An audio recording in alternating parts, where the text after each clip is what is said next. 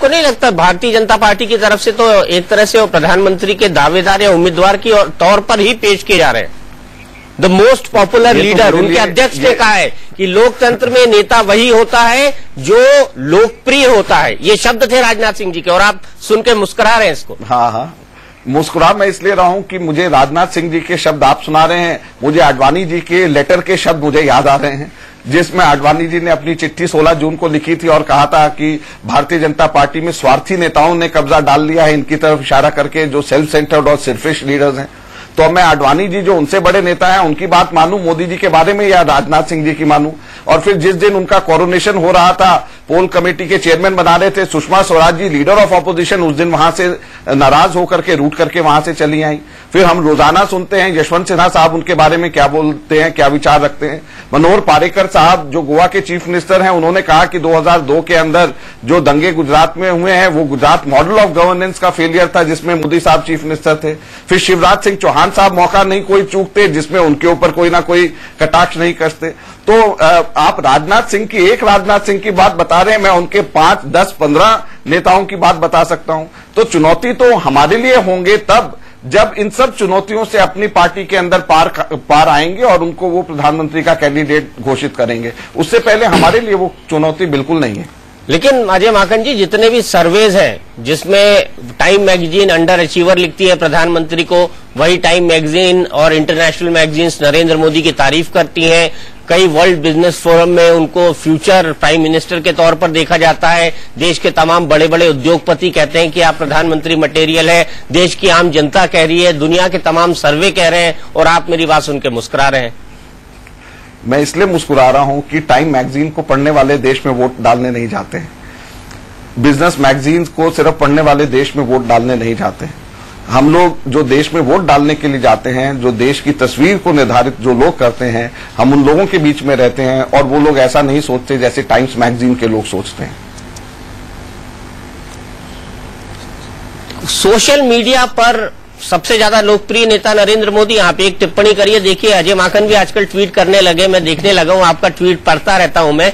तो आपको नहीं लगता कि सोशल मीडिया पर जिस तरह की पॉपुलैरिटी नरेंद्र मोदी की है, वो कम से कम ये साबित करती है कि कम से कम जो टेक्नो सेवी युवा हैं उनको तो वो अपनी तरफ आकर्षित कर ही सकते हैं, जिन्हें आप फ्लोटिंग वोट्स कहते हैं, जिनको आप यंग वोटर कहते हैं, जिनको आप यंग जनरेशन कहते हैं, और कहते हैं 2014 की सरकार वही लोग बनाएंगे। देखिए, जो हमारे सोशल मीडिया में जो लोग हैं वो ज्यादातर अर्बन वोटर्स हैं, इसमें कोई दो राय नहीं है, और अर्बन यूथ बहुत बड़ी तादाद में सोशल मीडिया के साथ में जुड़ा भी हुआ है। लेकिन मोदी साहब की जो ये ऑनलाइन आर्मी है, ये नकली आर्मी है, फेक आर्मी है, और एक एक व्यक्ति ने कई कई 100 अकाउंट बनाए हुए हैं। और इसका बड़ा सीधा साधा उदाहरण मैं कर्नाटक के चुनाव का दे सकता हूं। हमारे कर्नाटक में 38.2% अर्बनाइजेशन है, पूरे देश की एवरेज 31.2 है। पूरे देश की एवरेज से 7% ज्यादा कर्नाटक की अर्बनाइजेशन की एवरेज है। कर्नाटक एक अर्बनाइज स्टेट है। वहां पर भी मोदी साहब हमारे इसी ऑनलाइन आर्मी के साथ में गए थे। बेंगलुरु जैसे मेगा सिटी के अंदर, बेंगलुरु के बाद मैंगलोर गए थे। मैंगलोर में क्या हुआ, बेंगलुरु में क्या हुआ? भारतीय जनता पार्टी ने वहां पे इनके जाने के बाद में क्या करिश्मे दिखाए, ये हम सब लोगों को मालूम है। तो वहां पर उनकी ऑनलाइन आर्मी कहां चली गई? बेंगलुरु जैसे शहर में, कर्नाटक जैसे अर्बनाइज स्टेट के अंदर कहां पे बीजेपी रही, जो कि सत्ता में रहते हुए बुरी तरीके से हारे। तो इसका मतलब यह है कि ये इनकी आर्मी जो है या तो नकली है, फेक है, या फिर जो इनकी आर्मी जो जिस दिन वोट पड़ता है उस दिन पोलिंग बूथ की जो आर्मी, जो पोलिंग बूथ के ऊपर जो कार्यकर्ताओं की जो एक सेना और फौज होनी चाहिए, ये आर्मी इनकी ऑनलाइन रहती है, वहां पे पोलिंग बूथ तक परिवर्तित नहीं होती है। और जैसा आप और हम जानते हैं, भारत के अंदर पोलिंग बूथ वाले दिन पोलिंग बूथ की फौज जो संभालती है वो जिताती है चुनाव और वो हराती है चुनाव, ना कि ऑनलाइन की आर्मी जो मोदी साहब की नकली आर्मी है। उससे कोई फायदा या नुकसान हमारा नहीं होने वाला। चलिए, आपने मोदी साहब की आर्मी को नकली कह दिया, दिग्विजय सिंह उनको फेकू कहते हैं, आपको भी वो फेकू नजर आते हैं क्या? मैं सिर्फ इतना कहना चाहता हूं कि उनकी ऑनलाइन आर्मी असली नहीं है, जो जमीन पर जमीनी हकीकत में परिवर्तित नहीं हो पाएगी। जमीनी हकीकत में परिवर्तित नहीं हो पाएगी। चुनाव बताएंगे, हमको उसका इंतजार करना पड़ेगा। लेकिन उससे पहले आपको नहीं लगता कि ये चुनाव सबसे बड़े पर्सनैलिटी चुनाव बनेंगे, जिसमें कहीं ना कहीं नरेंद्र मोदी के सामने राहुल गांधी खड़े होंगे? देखिए, एक तो जैसे मैंने पहले कहा कि मोदी साहब के खड़े होने से पहले और पर्सनालिटी के चुनाव बनने से पहले उनको बहुत सारी चुनौतियां अपनी पार्टी में और एनडीए के अंदर उनका सामना करना पड़ेगा, और जब वो उससे उभर करके आएंगे जब ही इसके बारे में हम लोग कुछ कह पाएंगे। और हम लोगों को यह भी समझना चाहिए कि हमारे देश के अंदर इस वक्त प्रेसिडेंशियल फॉर्म ऑफ गवर्नमेंट नहीं है, पार्लियामेंट्री फॉर्म ऑफ गवर्नमेंट है, और वो भी कोalition इरा की। तो ऐसे समय में जब चुने हुए सांसद यह तय करते हैं कि कौन प्रधानमंत्री होगा, 2004 में किसी को भी नहीं पता था कि डॉक्टर मनमोहन सिंह जी प्रधानमंत्री बन सकते हैं, और वो बन गए। तो ऐसे समय में मैं नहीं समझता कि हमारे देश के अंदर किसी भी चुनाव को यूएस के प्रेसिडेंशियल फॉर्म ऑफ इलेक्शंस के साथ में कंपेयर किया जा सकता है, जो कुछ लोग करने की कोशिश कर रहे हैं। आपको क्या लगता है, एनडीए का कोई अस्तित्व बचा है? अगर एनडीए का अस्तित्व नहीं बचा तो भाजपा का भी अस्तित्व नहीं है, क्योंकि 272 का मैजिकल फिगर भाजपा अकेले तो पार करने वाली नहीं है। तो 272 का मैजिकल फिगर अगर भाजपा अकेले पार नहीं कर पाएगी तो वो किस बिना के ऊपर लोगों से वोट मांग रही है, तो कैसे वो सरकार बना पाएंगी? और फिर उसके बाद अगर वो प्रॉमिसेस भी कर रही हैं तो वो सारे के सारे प्रॉमिसेस ही वो आसमान के ऊपर है, वो प्रॉमिसेस ही असली नहीं है। जी, बड़ी बात। लेकिन उस चलते चलते मैं आपसे फिर जानना चाहूंगा, क्या सरकार मानसून सत्र के अंदर फूड सिक्योरिटी बिल को पास कराने के लिए लेकर आएगी? क्योंकि अब आपका ये ऑब्लिगेशन बनता है कि आप संसद के पटल पर इसको पेश करें और इसको पास कराएं। क्या ये मानसून सत्र में ही होगा? बिल्कुल, हमारा जो भी सत्र है, कानून ये कहता है कि हमको जो भी सत्र ऑर्डिनेंस के बाद में हमारा सत्र होता है, उस सत्र में 6 हफ्ते के अंदर अंदर हमारे को उस ऑर्डिनेंस को पास कराना होता है। तो ये कानूनन हमारे लिए हमारा दायित्व बन जाता है इस ऑर्डिनेंस को हम लोग मानसून सत्र के अंदर पास कराएं, और वो हम कराएंगे। हमें पूरी उम्मीद है कि इस बिल को जो प्रोग्रेसिव है, जो लोगों को फायदा पहुंचाने वाला है, और जो जैसे मैंने बोला कि हमारे देश में कुपोषण की मार खाए हुए बच्चों को, महिलाओं को, गर्भवती महिलाओं को, लैक्टेटिंग मदर्स को, इनको फायदा पहुंचाएगा, हमारे गरीब लोगों को खाद्य सुरक्षा का एक अधिकार देगा। उस बिल को पास करने के लिए सारे के सारे सांसद, सब पार्टीज मिलकर के समर्थन करेंगे, ऐसा मुझे पूरी उम्मीद है।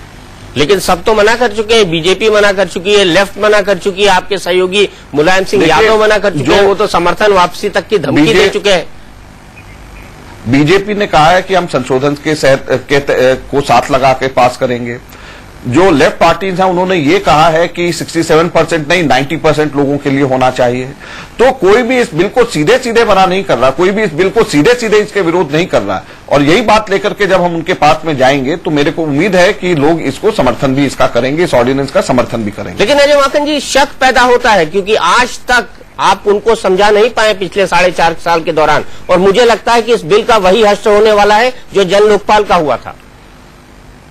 नहीं, अब तो ऑर्डिनेंस आ गया है, तो ऑर्डिनेंस आने के बाद में तो समर्थन सब लोगों को करना ही चाहिए। मजबूरी नहीं है, ऑर्डिनेंस आने के बाद में मजबूरी नहीं है। नहीं, मजबूरी बेशक नहीं है, मजबूरी बेशक नहीं है, लेकिन लोगों के, गरीब लोगों के मुंह में जो निवाला खाने का जा रहा है उसको छीनने का हक भी किसी को नहीं है, ऐसा हमारा मानना है, और जिसकी वजह से हमें पूरी उम्मीद है कि लोग इस बिल का समर्थन करेंगे। आपको नहीं लगता इसका हश्र जन लोकपाल जैसा होगा? मुझे नहीं लगता, जन लोकपाल नहीं, लोकपाल। मुझे नहीं लगता कि इस बिल को कोई भी पॉलिटिकल पार्टी इसका विरोध कर पाएगी। मुझे लगता है कि सब लोग इसका समर्थन करेंगे। आगे आने वाले समय में आप देखें, सब लोग इसका समर्थन करते हुए करेंगे। और लेकिन हकीकत यह है आज विरोध कर रहे हैं, हकीकत यह है आज विरोध कर रहे हैं, और इसीलिए आपको ऑर्डिनेंस लाना पड़ रहा है। ये दोनों कॉन्ट्रडिक्शन है, आप शुरू में जो बोल रहे थे और अंत में जो बोल रहे हैं। नहीं, देखिए, ऑर्डिनेंस इसलिए नहीं लाना पड़ रहा है कि विरोध कर रहे हैं, वो कह रहे हैं कि आप डिस्कस करिए और इसको हम पास कराएंगे। कोई इसका इसलिए विरोध नहीं कर रहा। विरोध जो था वो स्पेशल सेशन के ऊपर कंसेंसस नहीं बना था। हमारे इस बिल के ऊपर कंसेंसस की बात नहीं थी, स्पेशल सेशन के ऊपर कंसेंसस की बात थी। तो इस बिल के ऊपर किसी ने कोई विरोध नहीं किया। राज्यसभा में तो आपके पास बहुमत भी नहीं है। तो हम लोगों, जैसे मैंने कहा, हमें पूरी उम्मीद है, हम लोग लाइक माइंडेड पार्टी से बात करेंगे और वो लोग हमें समर्थन जरूर करेंगे। कौन कौन सी पार्टी होंगी लाइक माइंडेड? क्योंकि सभी ने अपने स्टैंड क्लियर कर दिए और नंबर आपके पास नहीं है। नंबर आपके पास नहीं है अजय माकन जी, मानेंगे आप इस बात को? देखिए, नंबर हमारे पास में राज्यसभा के अंदर हम लोगों को और पार्टीज के साथ में समर्थन लेना पड़ेगा, लेकिन हम लोगों को पूरी उम्मीद है कि ये बिल ऐसा है जिसमें सही मायने में गरीब लोगों को फायदा होगा, और हमें इसलिए उम्मीद है कि भी हमारे इस ऑर्डिनेंस को लोग समर्थन देंगे। और अगर ये बिल गिर भी जाता आएगा उस वक्त, और अगर ये बिल गिर भी जाता तो इसका पॉलिटिकल माइलेज भी कांग्रेस ले सकती है कि गरीबों का भोजन विपक्षी पार्टियों ने छीन लिया। हम इस बारे में अभी कुछ नहीं कहना चाहते, क्योंकि हमें पूरी उम्मीद है कि सब लोग इसका समर्थन करेंगे। जैसे मैंने आपको बोला कि गरीब के मुंह में आता हुआ निवाले को किसी को भी छीनने का अधिकार नहीं है। और यही मेरे ख्याल से कांग्रेस का आने वाले चुनाव का नारा होगा। आप एक सिनेरियो दूसरा इमेजिन कर रहे हैं, मैं दूसरा सिनेरियो इमेजिन कर रहा हूं। मैं ऐसा सिनेरियो इमेजिन कर रहा हूं जिसमें इसको समर्थन मिलेगा, आप ऐसा सिनेरियो इमेजिन कर रहे हैं जिसमें इसका समर्थन नहीं मिलेगा। तो मुझे तो पूरी उम्मीद है कि इसको समर्थन मिलेगा। पत्रकार को हमेशा डेविल एडवोकेट होना चाहिए, मैं वही होने की कोशिश कर रहा हूं देश की आगे की राजनीति को समझते हुए। लेकिन माखन जी, आप हमसे जुड़े, आपको नई जिम्मेदारी मिली है, उसकी बहुत बहुत बधाई और हमसे बातचीत करने के लिए बहुत बहुत शुक्रिया। सरकार और कांग्रेस का पक्ष रखने के लिए बहुत बहुत शुक्रिया।